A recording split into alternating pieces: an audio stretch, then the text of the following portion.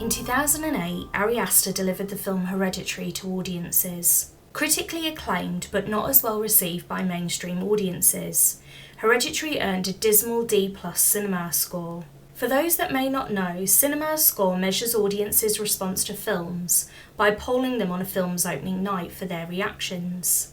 They're considered industry leaders, having been doing this since 1978, in a bid for theatre audiences to have a public voice for their opinion about a movie's appeal. Films are graded A to F, so a score of D+ is pretty bad.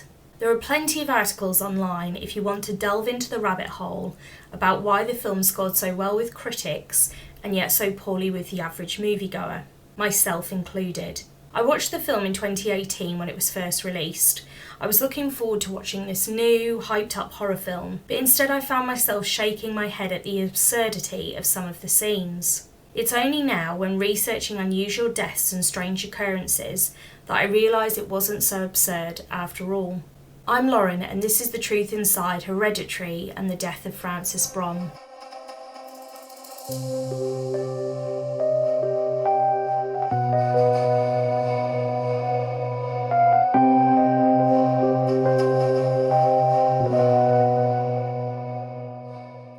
Hereditary is a psychological horror movie centred around the Graham family, Steve, Annie and their children Peter and Charlie. Ellen, Annie's mother, has just passed away after a prolonged illness, and the film starts with a family gathering for the funeral. There's some foreshadowing here. The daughter Charlie starts to eat a chocolate bar, and both parents make reference to, "It doesn't contain nuts, does it?" signalling to the audience that Charlie is indeed allergic. Charlie is a strange child. There's references to her drawing headless figures. She is haunted by a strange light that travels in waves, and at one point she pulls the head off a pigeon. All of this becoming more relevant as the film progresses. Just note though, we won't be going into the overall plot or the point of the movie. So one day, Peter, the son, was invited to a party and wanted to attend, but knew that he wouldn't be allowed. Like many other teenagers before him, he lied to his mum Annie, telling her he wanted to attend a school event, the school barbecue, and borrow one of the cars. She asked if he would be drinking. He said no. While she didn't necessarily believe this, he was quite persuasive. Whilst this lie was accepted and he was given the go-ahead, there was a downside. He'd need to take his younger sister Charlie with him. At the party, there was of course drinks, and also drugs. Peter started talking with a girl he liked, and together they went off to smoke weed. To placate his sister, he pointed out that they were giving out chocolate cake and that she should go over and get some, giving him the opportunity to separate from her. Whilst he is off getting high, Charlie is seen wolfing down a slice of chocolate cake, only to go into anaphylactic shock as the cake included walnuts, to which we know from earlier on in the film she is actually allergic. When she comes to him, stating her throat was getting bigger, he grabs Charlie, putting her into the back of the car and racing in the dead of night to the nearest hospital, knowing it was critical to get her there and to get her treatment. In her desperate attempt to breathe, she puts down the window and sticks her head out, gasping for every single breath. Peter turns to her before focusing back on the road, only to see a deer laying there in the middle. He swerves, the camera panning back to Charlie. In horror, her head is hurtling towards a telephone pole. She is decapitated. It's a freak accident. Peter is in complete and utter shock. He can't even bring himself to look in the rearview mirror. He tells himself that everything is fine, driving home and pulling into the driveway. He gets out of the car and heads inside. In shock and in denial, and no doubt still high, he slips into bed fully clothed and lays there until the next morning. It's only then that the reality is realised. Annie off camera heads to the car, only to find her daughter's lifeless body still in the position in the back seat.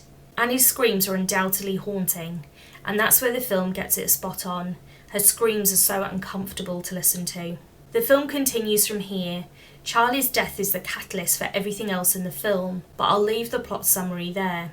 Hopefully you can relate when I say it sounds absurd. Not so much the decapitation, but the idea that Peter drives home, gets into bed, and just leaves his sister's body in the back seat to be discovered the following morning. I sat there and thought, yeah right, like you would just drive home. The whole thing seemed so scripted, far-fetched. That was until I started research for this video. I didn't pick Hereditary purposefully. In fact, I would have avoided it.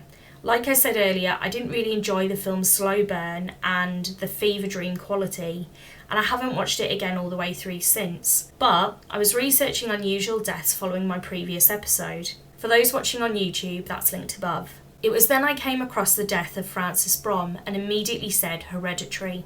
Now, based on my research, it's never been acknowledged by Ari Aster that this true-life event even served as inspiration, but he did state that Charlie's decapitation was the first image that came to his mind when writing the movie. So let's assume that he probably did hear of the story, or others similar, and used this as a source of inspiration.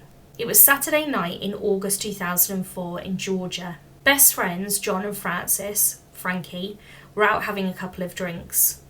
Their plan was to start early, finish late, and just to have a good time all round. Both had been friends since high school and considered each other as brothers. John Kemper Hutchinson was 21, Francis Daniel Brohm, Frankie, was 23. They were in Runaround Sue's in Marietta, having gathered to watch the televised NASCAR event. Francis was a mechanic who would often work late before meeting up with his friends. In the early hours of Sunday morning, Francis complained he felt unwell, so the two best friends decided they should probably head home. Despite both being incredibly drunk, John made the decision to drive home, reasoning he knew the route well and had made this trip both sober and drunk many times before. It was on the drive that Francis, overcome with sickness, stuck his head out the passenger seat window and started vomiting. This would have been fine had John not swerved to avoid another vehicle. Little did he know at the time, but as he swerved and came off the road, his vehicle drove straight towards a telephone pole, the support wire from the pole shearing off the vehicle's mirror, and his best friend's head. Francis was still hanging out of the window at the time, and the wire sliced completely through his neck. John, unaware of the situation, likely due to the volume of alcohol in his system, continued to drive home more than 10 miles. He parked in the driveway and stumbled to his bed, his best friend still hanging from the car, and his clothes bloodied from the accident. Unfortunately, it was a neighbour out on a walk with his daughter the following morning at about 8 a.m. who came upon the scene and called the police. The police found John asleep inside, visibly drunk and covered in blood. According to reports, he appeared remorseful, and whilst no foul play was ever suspected at the time, a county police spokesman did say, "It's hard for one to imagine that you would drive miles from a crash site to your home, turning in various directions, and yet not know what has happened to a passenger sitting next to you." When the case went to trial, John pled guilty and was charged with a DUI, failure to stop, and also first-degree vehicle homicide, receiving 5 years imprisonment. This may have something to do with the fact that the Brohm family asked for leniency. They knew no one was really to blame. It was a 1 in a million accident. And it stands as testimony to their friendship that they knew John wouldn't have done anything to purposely hurt Francis. This is supported by the fact that when John was released from jail, he said, "I want to thank the Brohm family for supporting my release." According to his obituary, Francis, or Frankie to his friends and family, was said to be a beloved family member and friend who loved people. He was an avid outdoorsman and was passionate about camping and experiencing God's wonder of nature. Frankie never met a stranger, and his spirit and zest for living life to its fullest will be missed terribly by those whose lives he has touched. So back to Hereditary. I think the problem with Hereditary for me was its more niche appeal than mass appeal. It's definitely a slow burner, there's no relentless jump scares, it's this build-up of tension. There are without a doubt some standout performances, and I think Charlie's death, or at least the immediate aftermath of it, create one of the best scenes in the film. It's so easy to write off stories like this, to assume it's plucked out of a writer's head for pure shock effect, without considering there may be some truth behind it. Decapitation itself isn't an uncommon element, but it's circumstances that lead up to it and then the tale afterwards that's chilling.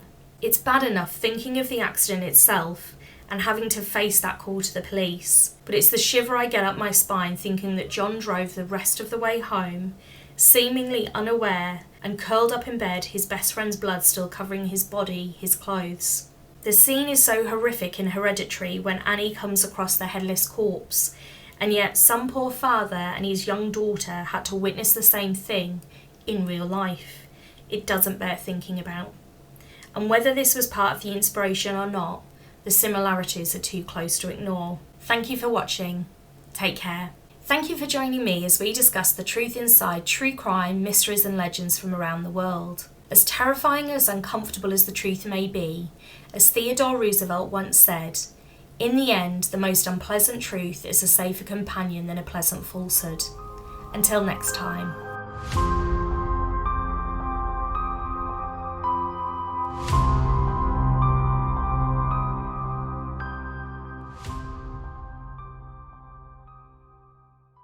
Hi everyone, Lauren here. Just wanted to say thank you for watching or listening. Your support is very much appreciated. If you've got a case or a mystery, something you'd like to recommend, then please feel free to email thetruthinsidepodcast@gmail.com.